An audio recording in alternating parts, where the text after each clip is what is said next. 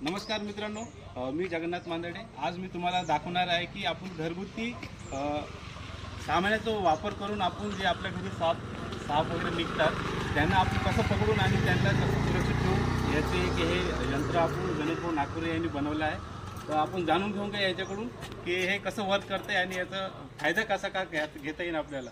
तर गणेश भाऊ आपल्याला थोडंसं माहिती द्या माझ्या मित्रांना, सांगा हे कसं याचा वापर स्टिक आहे अर्धा इंची पाईपाची, तुम्ही पाऊण इंची पण पाईप घेऊ शकता। यासाठी सिंपल आहे, एक तुम्ही 3 ते 4 फुटाचा आपल्या सुरक्षेनुसार एक पाईप घेऊन घ्या, त्याला एक लिव्हर लावा सेम असं जवळून पाहू शकता तुम्ही।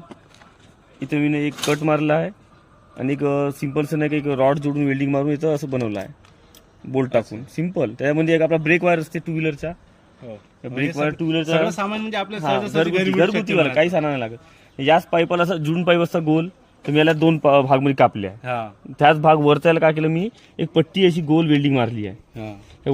गोल पट्टीमध्ये बस एक बोल्ट टाकला आहे झालं स्टिक, त्याच्यानंतर एक स्प्रिंग टाकली आहे। ऑटोमॅटिक नाही का आपलं जसं आपण तसं सोडलं तर ऑटोमॅटिक खुलायला पाहिजे। सिंपल डिझाईन तुम्ही घरी बनवू शकता, पाहून घ्या। याच्यानंतर स्प्रिंग आहे म्हणजे असं बिलकुल सापाच्या काय जसं सापाचा जबडा असते आणि हे कट यासाठी मारला आहे का साप बहुत चोपडा असते ना, त्याला ग्रीप बनण्यासाठी तुम्ही मिनिटं सब उचलू शकता। दाखवा कसं हे वर्क कसं करते आपण। साप आहे बिलकुल उचलू शकता, बिलकुल सिंपल। सापाचं वजन जितकं असते ते ऑटोमॅटिक तेवढी तुमच्या ताकद आहे हे लिव्हरनं, तेव्हा तू वर्क करणार।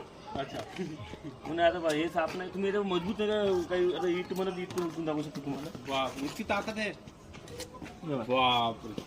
तर बघा तर मित्रांनो, घरी बनवलं हे उपकरण आहे, किती आरामशीर सोपी आणि साध्या पद्धतीने बनवलं, किती याच्यात ताकद पा किती सारी, म्हणजे तुमच्या मनगडात जितकी ताकद आहे तितकं मोठं वजन उचलू शकते सहजासहजी।